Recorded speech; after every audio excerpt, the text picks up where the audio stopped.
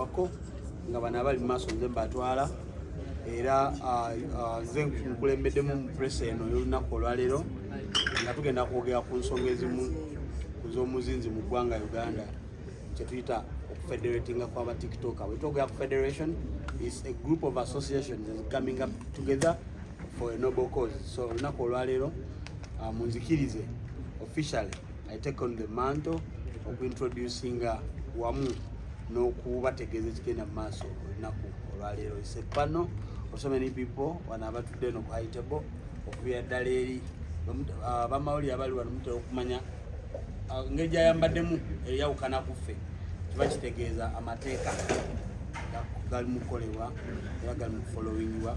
Of course later tujja kufuna introduction from all of us naye nga one of nja kutegeeza nti oli council no council omumanyi sikyo muganda waffe ono president ono national coordinator Brian wa president w'abamawulire of course wamu ne Juggernaut one and only Frank Balkeza Frank Tambi olunaku olwaleero. Kale mbaniriza mwebale nnyo mwebale ddala kujja ba tiktok atubaagala nnyo bannange kino kye bayita mainstream fe tuba tukola tusirikako era nammwe mwebale kutugoberera tusiimira ddala. Kale ngenda kuva side zeeri buli omu yeeyanjule then of course mbategeeze lwaki tuli wano temubaako. Manya gange bampita kanso omulindi wa kusaba akola n'ennaku ky'amatuufu company advocates era twakwasibwa omulimu gw'okuteekawo ekitongole kino kye bayita Federation Tiktokers Uganda.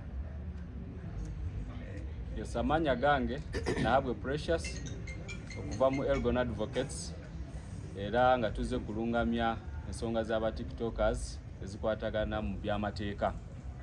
Tuyanziza nnyo. Amanya gange bampita Frank Abaho, president w'aba tiktoker.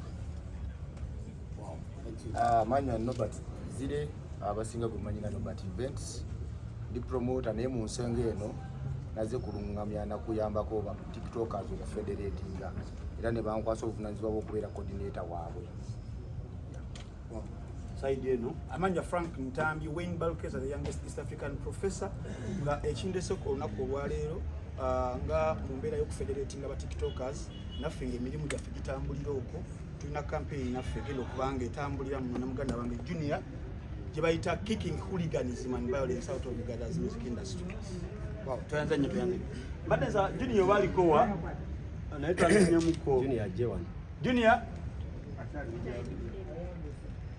kale so ajja twegatako later but temanyi waali tugenda kuba tumufuna nga ayogereko gye tuli njagala asefko one of the tiktokers as well here mbadde nsa obuze ku bantu banange musibye mutya mwebale kujja ku luno olunaku olw'enjawulo. Amanya gange bampita Dr. Sefko abasinga okumanyika Sefko oba agamba tiktokers kana asinga okuba wagamba ku tiktok. Badde mbasaba mulonde president Frank Abaho olw'ensonga ez'enjawulo zagenda okutuukibwa gibyatukoleddemu. wow awo nno tugenda tukawo ekyokulonda nakasozi junior mbadde nsa bugire ddala lumu eno baba ntebe tuwe Frank junior atulaawo tu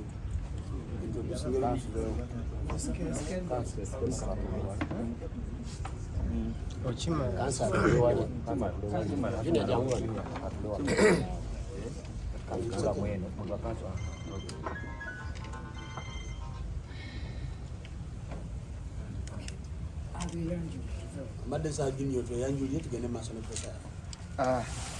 Tamale Minondi Junior.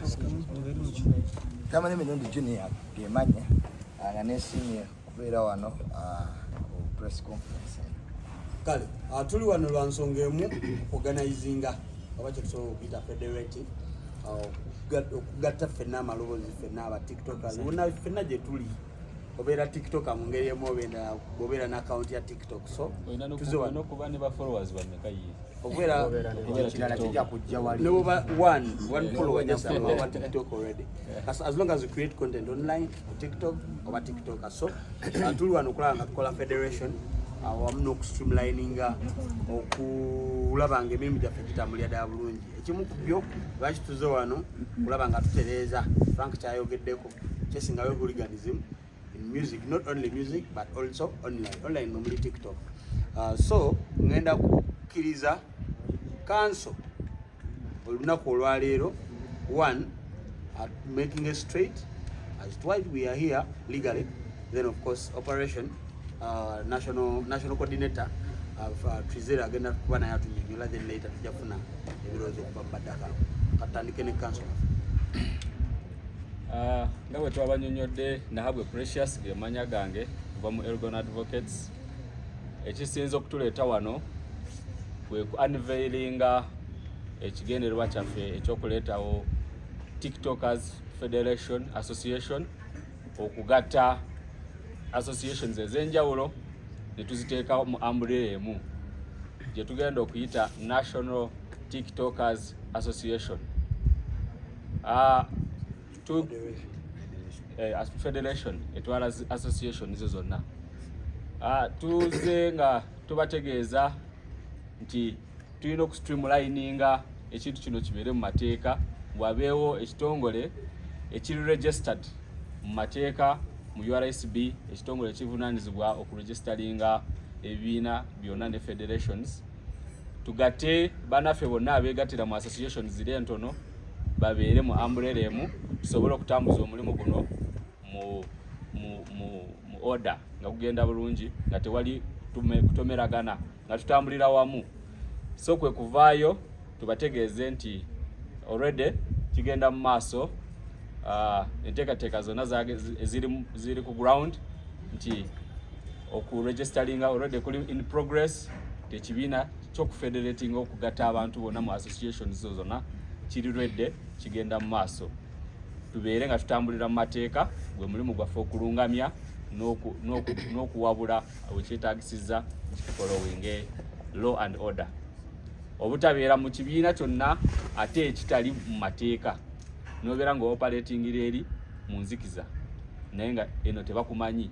Bakusaba empapula kyetuyita credentials nga teziriiwo, naye wano bakusaba credentials ng'oteeka wali certificate yammwe ne mugamba tuli organized, tulina president waffe. Bwe muba mulina ensako gye musaba ne mugamba obubaka twabutuma ono, musajja ono ne tumutuma, tumugamba atuleetere ki, atuleetere kino nakiri ne kiri. Programs ennyingi ajja zi-unveilinga nga bwe tugenda oziwulira na biki engeri gye tugenda okutambula tweyanziza.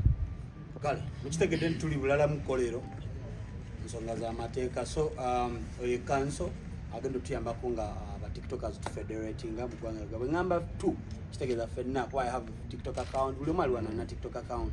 Kale munzikize nfune obubaka okuva wa national coordinator wa federation eno. Mbabuuzizaako mwenna.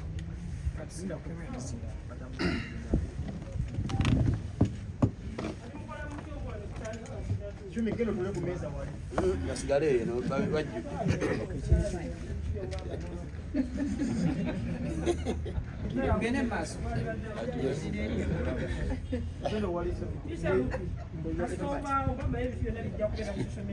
Yes, mbabuuzizaako mwenna.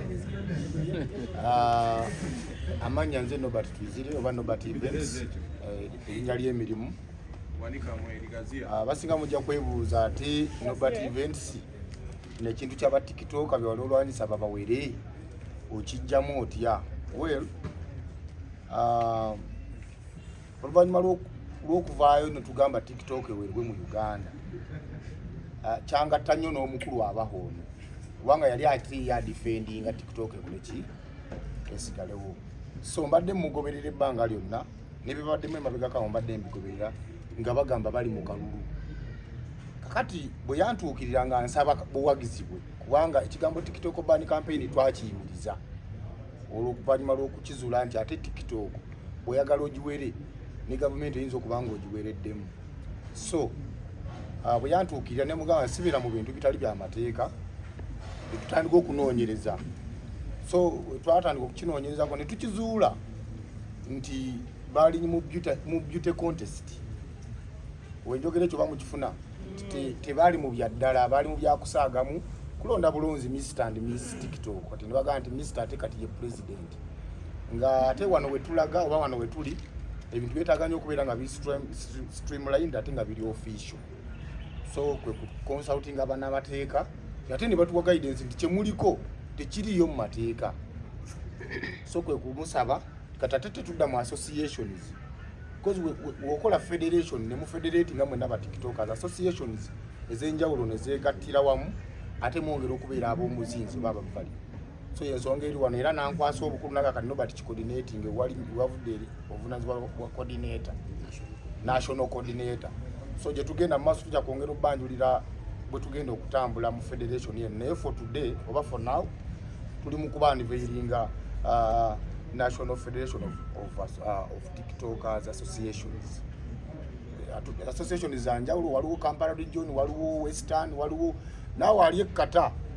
Nawe kadama wa Faris Saudi oyina association mwogwa. Era namwe akaseera kagenda kutuuka mujja kulonda president wamwe n'akakiiko kamwe ak'abantu 5 oba 10 okusinziira bwe tunaaba tulabye n'okubalunga. Tuyange national coordinator naye mu mbeera efaananako bwetyo Frank Abaho ali wano mu kiti kya ng'omu ku ba presidents ba associations ezigenda okukola federation ensonga lwaki ali wano ate yaddukiridde omulanga twamusabye nti we need to federate era n'akwatagana ne association ye najja on board of course ne ba presidents ba associations endala ensonga lwaki tugiyise federation mu mbeera efaananako bwetyo baade bakola mu byakusaagamu busaazi tuli bintu biri serious era Frank Abaho y'omu ku abadde beesimbyewo nga president w'aba tiktoker mu Uganda kati ndowooza najjanga president wa federation ekyo kiri ku ye n'abaasazeewo kale kino kikutuuka oba mwakikoleddewa katufune obubaka okuva ewa president wa tiktokers association emu ku zo mu ggwanga Uganda Frank Abaho.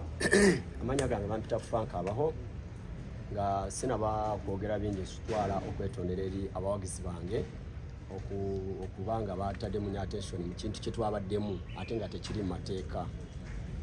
Twabadde mu campaign ndowooza ensi abantu abasinga bonna badde bazifollowinga ne wavaayo abantu ab'enjawulo abakola mu gavumenti. Omuntu omu yankubira essimu n'amiitinga n'aŋŋamba naye abaana ab'okulembera mulina ekibiina ekibagatta nga batiktoka ne mugamba ekibiina tekikirina. Ne mugamba waliwo munange nali ngambya registeringa ekibiina naye teyampa feedback. Nambuuza temulina kibiina kyonna nga kirimu bamemba abawera 20 nga batiktoka ne mugamba tekiriiwo. Nangamba kyolimu kifu. Bwe yangamba ekintu ekyo nenkubira omwami ono looya ne munnyonnyola ne tutuula naye ku mmeeza nenkubira n'ono omwami ne tuli registeringa ekibiina kino. Ekibiina kino kigenda kubeeramu batiktoka nga bonna twegattidde omwo nga kituyambako singa omwana afuna obuzibu nga tiktoka ng'oli registered mu kibiina omwo oba okoze content wo mulungi. Aba tiktoka abasinga bakoze content waabwe tebamufunyeemu ssente.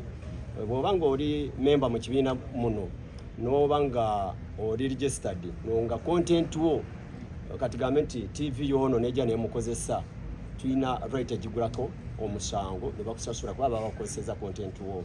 Kasi oba ng'oli registered mu kibiina kye twakoze omwami onangamba ekintu kye mulimu muli kumenya abaana ate naawe oli kumenyekera obwereere ne tulisalawo turegisteringa ekibiina kiri registered era buli kimu tugenda atambula mu maaso kigenda beerako cabinet abakikulembera ba members buli kimu.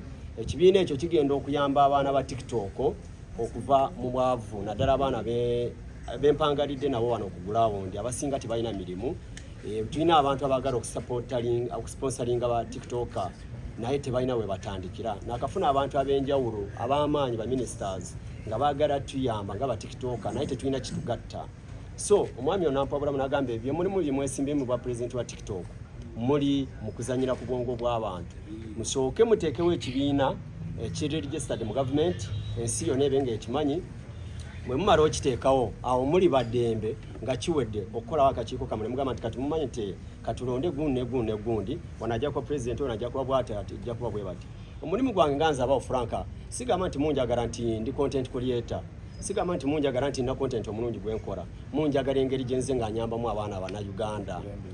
Yes, nze nga nyamba abaana era mu mutima mulungi era kati na kino kye ndibakolera nze ali kiteekamu ssente ne bwe ndiba nga nfudde kigenda sigalawo.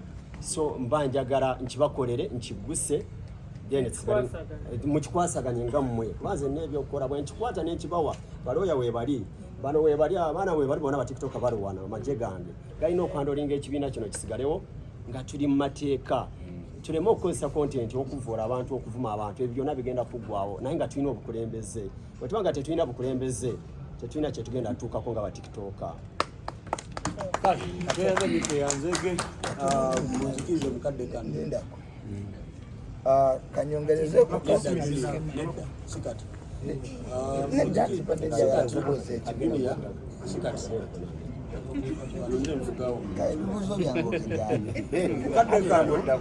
mukadde kano munzikirize male kufuna obubaka wa Frank Balkeza, the youngest professor, Juggernaut atenga mumbere fananako bwetyo yomukubagoberedde nobokoze eno nga balina kyeboogera nga tuli mu teekateeka y'okubanga tusitreamlininga ba content creators omuli ba musicians tesobola kwerabira ba tiktokers because now balina kyebafuuse, then of course ebisigadde tujja birabira maaso awo. Frank Balkeza, the youngest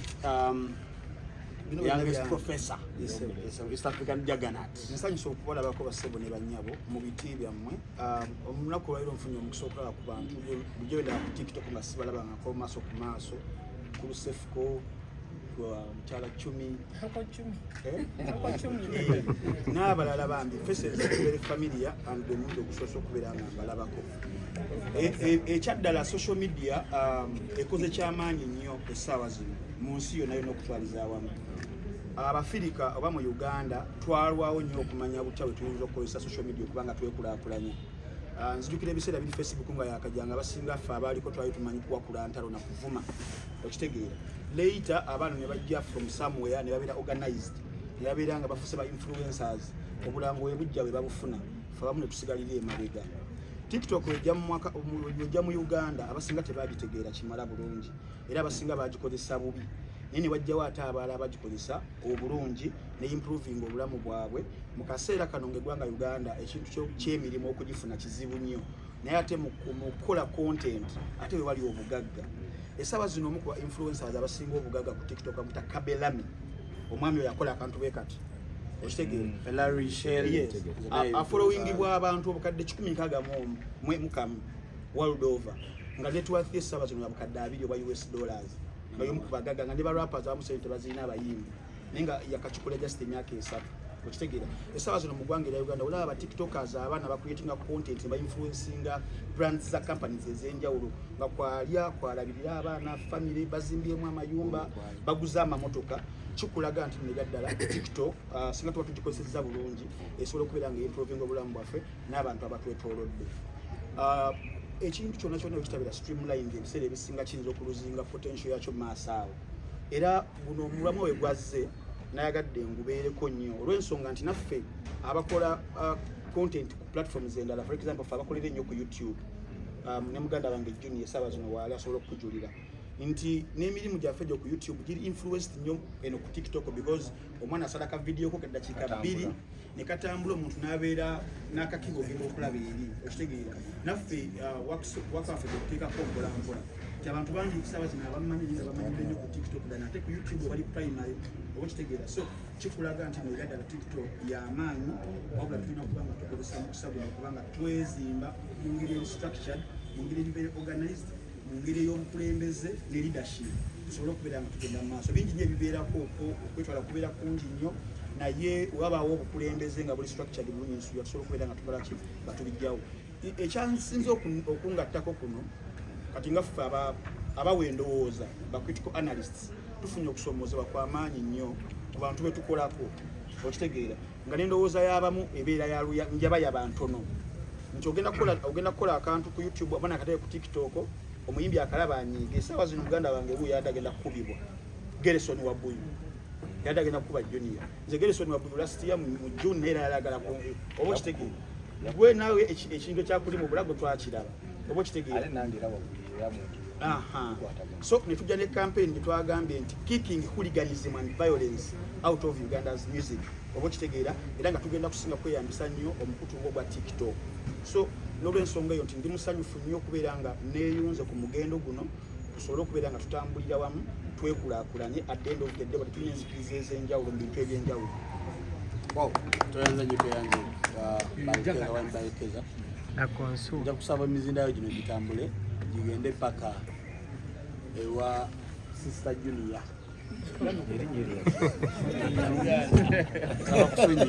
omanyi MC w'Olwalero bwe nkwata ku mizindaala atya nnyo naye banne neesimye omukisa guno ogumpeereddwa.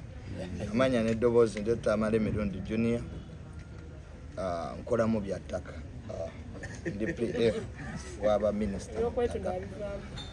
Ebyokufumbirwa nanoba madamu badwala kumpasa, so naye tudde ku mulamu bannange. Omugenzi Isima bwe yali tannavaawo y'omu kubasooka okuleeta omulamwa guno kwaye yali alengeredde wala era omwoyo gwe Mukama aguwummuse mirembe. Ye yasooka okuregisteringa kye baayitanga Bloggers Association. Abali wano ffenna nga nange muntu alidde batono nnyo abamanyi ku by'amateeka, kubanga ennaku zino tulina okusoomoozebwa kw'amaanyi nnyo nti tetukyasobola kubeerawo nga TikTok teriiwo. Ekyo kyo bwe kiri. Era nsooka okwebaza bonna abalina content ku TikTok n'abakozi tubakuba views ze mulina zammwe, teri yazibawola, teri yazibawa, muzikoze ku maanyi gammwe.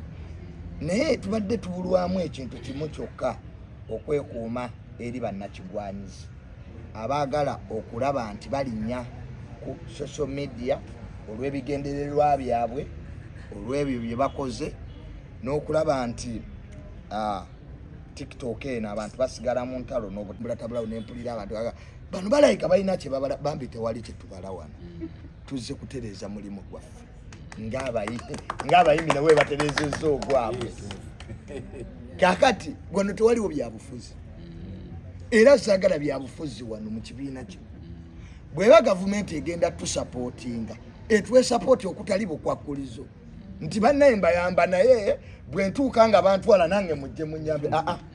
Tetulina gwe tugenda kuyamba, tuzze kutereeza mulimo gwaffe.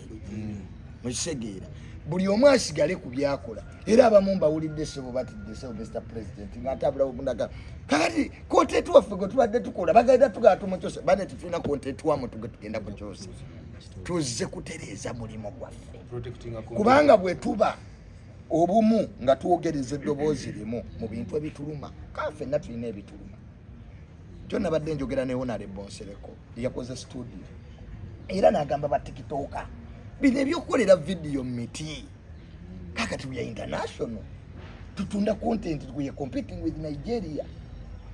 Studio gyeri lwaki ogula iPhone gy'otasobola? Abamu n'essimu zaffe tezituukiridde ku kamera, banne studio weeri balimaze oggezimba eryawo ku Waasisi ku Lugoga obayitawo batya ku nnaku mati. TikTok oli wiringa osobola okutuula wali n'okola vidiyo yo gy'oyagala nga background weeri nga n'obutebe bulungi n'otambula naki n'ogenda. Ebyo muzeeyi ebya ssente meka kabinza n'okuba byabwerere, lwaki obirowooleza mu kisente ng'ate tuyamba? So ekyo kikulu nnyo. Ekyokubiri, era tufunye okusoomoozebwa banne tukwatiddwa naye ne bakwata TikTok ne wabulayo ne looya, nga n'abazzi b'emisango nabo babeera ne balooya ng'ate bambi TikTok gwe bagamba talina kyakoze because what you make a fair comment. Abantu babyuseeto wano ez'enguudo we bali bayinaayina balina balooya ba TikTok lwaki tetuteekawo amateeka nga tuwabula nti bwe bakwata Junior oba Frank Atambye oba Chumi oba Sefuko oba ffenna tuyina looya waffe ajja tutaputira ki amateeka, kubanga bwe tutaakola kino mbalayiri amazima ga Katonda mu ggulu ebinaddirira biyinza obutaba birungi gye tuli. So olw'okusoomoozebwa okwo bye tulina mu nsi kye tusazeewo nti tubeere mu ki oba pulezidenti bwa mwami Frank abaho. Bannange ffenna tetusobola kufuga ekyo, abantu bwe muli kiyiga muli nkakkana. N'oyagala omuntu ayagala kubeera pulezidenti wa TikTok nga tamanyi nakuwandiika linnya lye luyale nakalambira naganze ndi mugagga tetulonda bagagga. Omuzungu agamba yes. Kakati gwe wona tugamba nti tukulonde kuba oli mugagga, tetuli bakazi bo. We want leaders. Twagala mukulembeze. Obukulembeze si bwabwa nannyini nti agenda kutufuga. Ffenna bali wano tuli bakulembeze. So nga maliriza mulamwa mulungi, mwebale nnyo era mwami Frank abaye ekintu ky'otandise sebo nawe munnamateeka katusubire nti ne bannamateeka banna bali mu judicial nabo bagamba nti twakoze ekibiina ne batwegattako bataani agaana abasinga bannamateeka bali ku TikTok. TikTok y'amaanyi kubanga nze following gye ndina ku TikTok oyinza okwewuunya. So si kyanti waliwo ba TikTok aba brandinga bwe bati buli muntu yenna ali ku TikTok. Ate abasinga mbasangayo mikwano gyange banga TikTok tukyebaka abaali basobola okwebowa nga bakola ki babeera ne earphone bwabwe bawuliriza content. So TikTok etambudde buli wamu era oluusi otuuka awantu ng'olina okulinda essaawa 2 TikTok nekubeeza. So etambudde buli wamu, buli profession buli omu akozesa TikTok. Ba doctor, ba lawyer, ba engineer, buli omu content ndowooza mumulaba ng'asinziira mu profession gy'alimu n'amarketing ebintu bye. Akaseberayo ddala bantu ekyo namitinze Edikenzo president w'abayimbi kyembadde nsaba muganda wa tube aba TikTok ffenna tufuneyo olukuŋŋaana n'abayimbi ekitegeera obutaka abayimbi bano batukozeseza tutambuza music waabwe naye Edikenzo bwe namusisinkanye they are willing wabeerawo obutakanya here and there naye tuleme kunyigirizibwa. Lwaki tutambuza music w'abayimbi nga n'abayimbi bennyini betambuliza ennyimba tebatumanyi? Wallahi kiba kya bulyaza amaanyi bwe mukunzika press eno nga tufunyeyo obubaka kuva mu bamu ku ba tiktokers ab'amaanyi mu ggwanga Uganda nimbira ddala. But before that munzikize nfuna obugambo butinnya okuvewa kanso oli ne kanso lyamaze kanso wamaze oyina luloovulo gyagala okukati like in 2 minutes of course tugenda kusala tuddemu babadde bakwasibwa omulimu gw'oku making sure nti kino ekibiina kiri registered. Babadde bakwasibwa omulimu making sure nti kino ekibiina kiri registered mu mateeka, kirina constitution ekitwala, waliwo structure ekola ki ebakwata ng'aba tiktokers bonna mu Uganda. So we are in the process tunatera okumaliriza guno omulimu tuyinza ogamba gwawedde nadda kyembadde njagala okugamba. Ekyenjawulo ekisinga okunyumira kiri kimu nti buli lwe tujja ewamu bwe tunetuorganizinga birungi bye bibamu. Omuzungu alina ekigambo kyatoka asanga kuganga munnaffe oli nti omuzungu agamba atya? Omuzungu agamba nti no bannaye united divided kale tubadde nsaba tufune obubaka okuva. I respect these people full time babeera ku TikTok. Fe tuyinza okuba ba tiktokers abamu kufe tuli ba tiktokers nga tulaba bulabi, abamu abalala ba tiktokers by content creation. So maximum respect to every tiktoker nga ya creating a content. Fe tuli ba tiktoker because tulaba bye ba creative. Omuzirawo gino gigenda beera wano but nzikiriza nti no ba tiktoker abali emabega bajja kwogera nnyo mugenda bawulira. Njaga kurecognizinga Sefco omu ku basajja abalaga amaanyi ennyo ku TikTok wano nga nawe yafuna obuzibu ba TikTok banne bamusakendinga ne bamuyamba okulanga abaayo. Omukyala Chumi Anko Chumi naye waali katufuna obubaka okuva wa Sefco first then later tujafuna Chumi.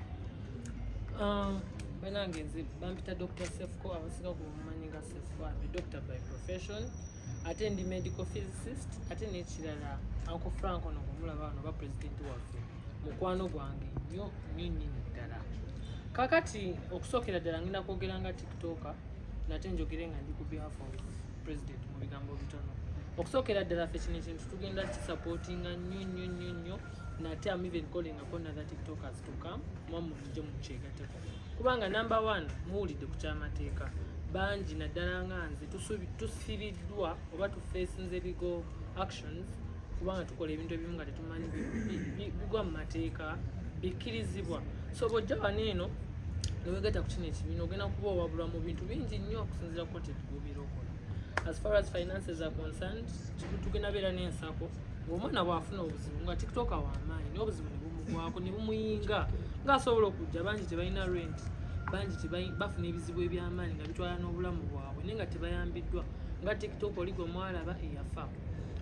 Tugenda beera nga bagenda tufunira ba medical personnel baana bangi bagenda batuuka mu nsonga ezigenda mu rehab oba mu situation kyogere bwentu naye nga tewali buyambi.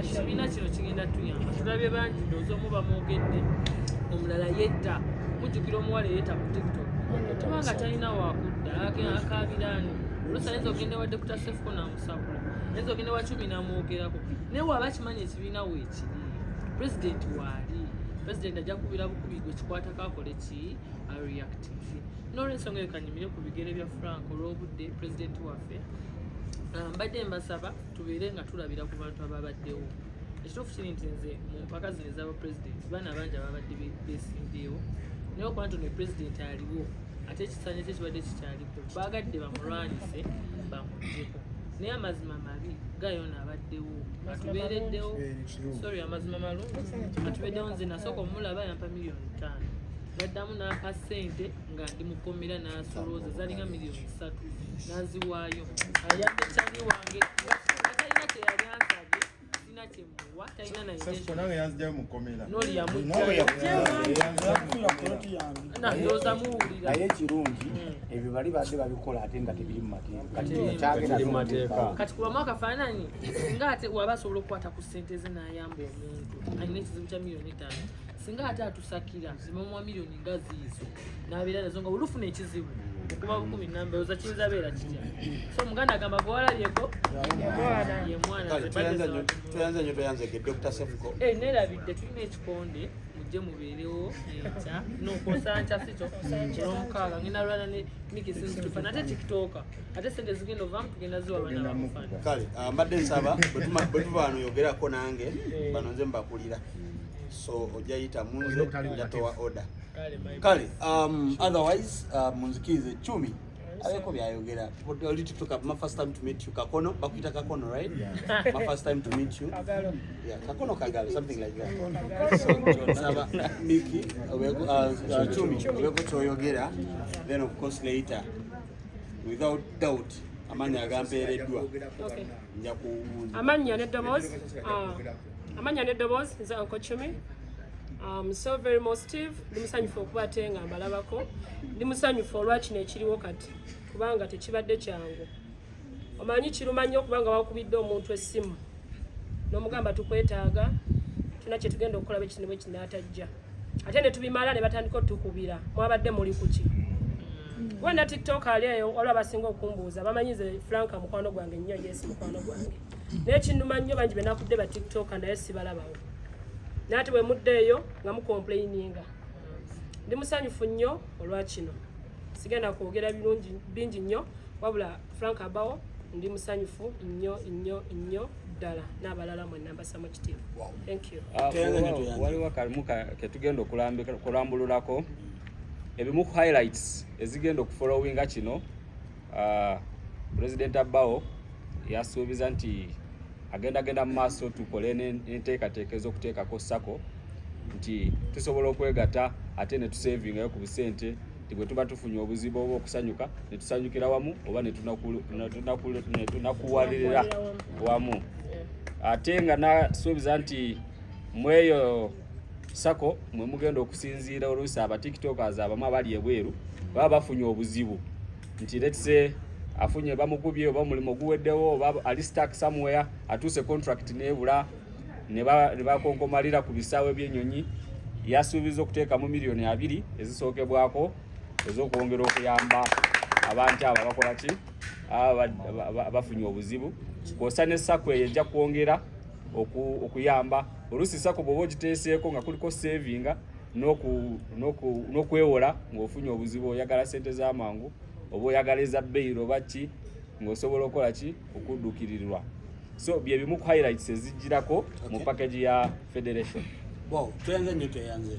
bannamawulire bannange nze nno mbaagala nnyo ngenda bawayo chance ya bibuuzo 5 ekisookera ddala ligendagenda ku legal team because saano tuli wano because lw'amateeka that's why you are federating probably ne bannaffe okuli Frank ne Batongozza oba national coordinator ne contestant yenna for example Frank abaho tagenda kukirizibwa kwogera oba kudda mu kibuuzo kyonna ne munzikiriza abasigadde muli badde mbubabuuza one on one tujagifuna ku any other person okujja ku contestant ne ba Sefco bali mu mbeera efaananako only 5 questions muli yajova and then n'ekibuuzo kyo wamu n'erinnya n'okukiriza kale ngenda kufuna omukulu oli okay nze oludini yasinga kutele final Facts Radio Uganda.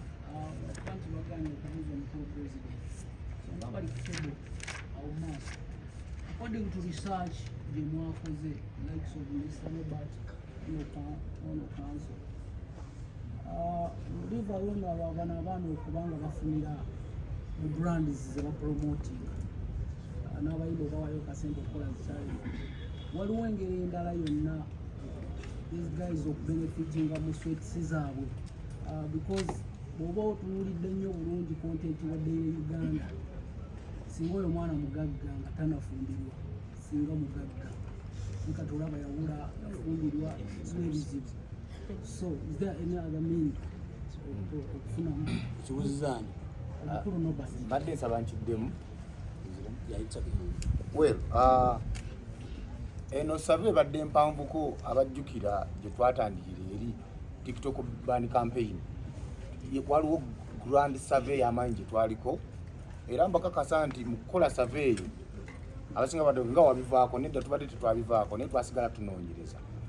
Twatuuka paka okutambula okugenda e Nairobi, abajjukira mujjukira ne Nairobi baabireetako paka mu parliament TikTok eweerebwe. Naye CEO wa TikTok mu nsi yonna yatuuka okukwatagana ne President Ruto ow'e Nairobi. TikTok neeterezebwa e Nairobi era abaana bannakenya bagifunamu nnyo okusinga bana Uganda.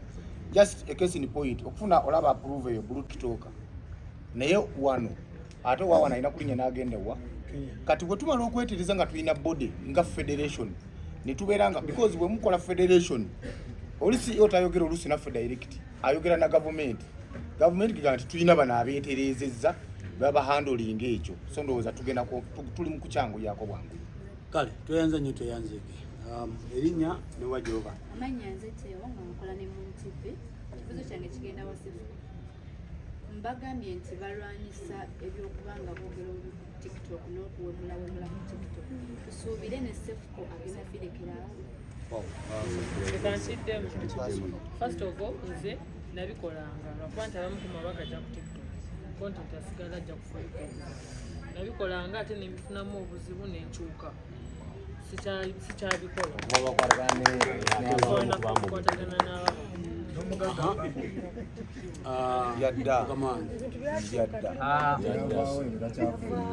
Yenze Rasdi abasinga mumanyi nga Musege wakayimba Musege. Ndi muyimbi era ku TikTok kwendi. Waliwo akalulu akagenda mu maaso ate okusinziira ku baloya oba legal team eri wano kiraga nti tekali mu mateeka. Kagenda mu maaso oba tusooka kwetereza ne tukaddamu. Ekyanja salutinga my president okubeera nga wayimirirawo ku show yange nesobola okubeerawo mulo. Wow, ekyo kigendera legal team ku legal team council waffe Precious na Hawe. Ekintu kyonna kasita tekiba mu mateeka kiba tekirina legal effect nti ne bw'okikola era kisigala nga tekirina muzinzi bali mutuku. Nange njagala kwogerako kwekyo, njagala kwogerako eyo ensonga. Leka njogere ku nsonga y'akalulu okuba nze abadde yeesimbyewo. Ebyakalulu Frank sibirimu already mbadde president ate nkyali president. Ekisanja kyange kikyaliko. Yes. N'abantu abali wano tuli wano abantu bangi. Nze ndize president. Nina awaadi bbiri. Abantu bagende mu maaso n'akalulu. Omukyalo nalina kyatangaaza Ku nsonga eyo era kyekibuuzo ekisembayo.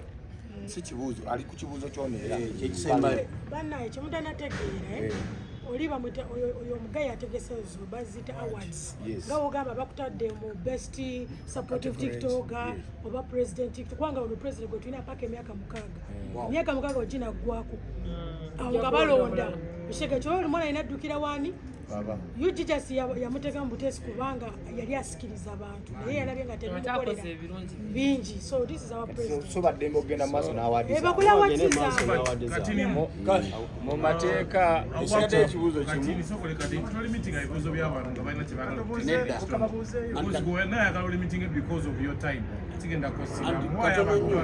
let me make this clear wano tuliwo limited time eyatuweredde ekyokubiri mu meeting gye tubadde ne pre-meeting before this one tukkiriziganyiza ne timu sinze nzekka ebibuuzo 5 so sesaliddewo nga nze kale 2 more nzikiriza bibiri ebirala because bino si bikola byange tubadde ne pre-meeting before ngenda kufuna kikyo amanya gange zidizaya nakwera kukende TV1 ekibuuzo kyange kigenda team.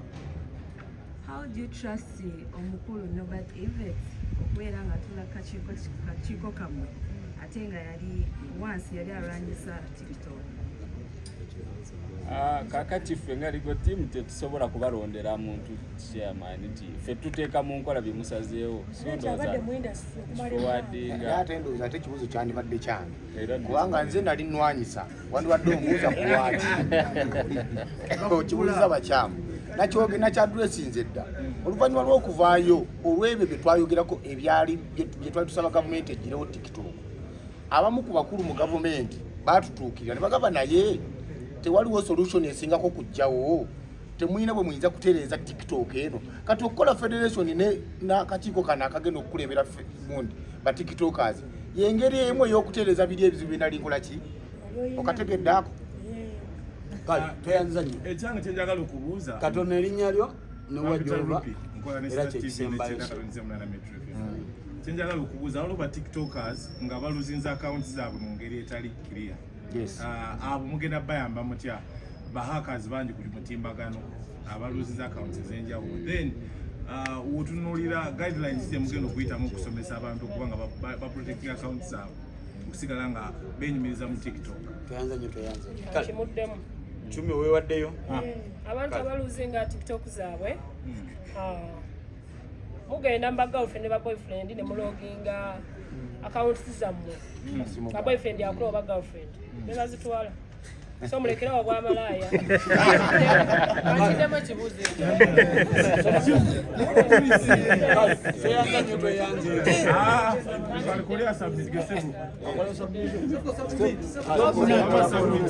kakiddemu naye about losing account. Umuntu yena ina so losing account. There are means of recovering that account and there is a period of time. Kitegeza onegata kuchina ekibina ebizibu ng'ebyogenda bisolving nsonga ffe tumanyi ekyokola. They have lost accounts for 4 times. Nenga eddane kwa nali nvuma. Ne walozi batwala ng'ojja kuwalana. Zate manyi nozitwala. Eksi wange yanvuma ninzitwala. Kitegeza azitwala bamanyi nokola ki. Gwe tuwegatte kosi. tweyanza nnyo tweyanzege bannaye Katonda abampeera omukisa mwebale nnyo mwebali eddala kujja wano bwe tutyo bwe tubadde olunaku olwaleero tusinkana olunaku olulala ojja bayitanga